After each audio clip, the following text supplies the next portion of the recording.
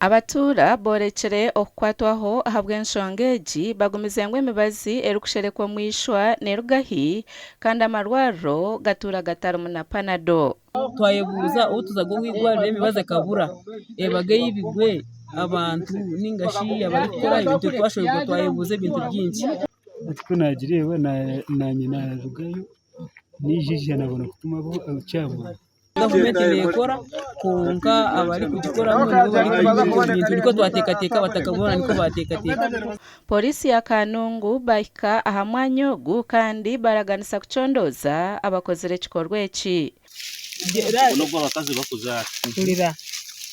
Dr. Timothy Tumwesije ori in charge w'irwariro erya Kanungu Health Center ya Kana Katate najangu batwire nibahiga emibazi egi bwanyuma yo kubura omu irwariro eshumi nkyehwire.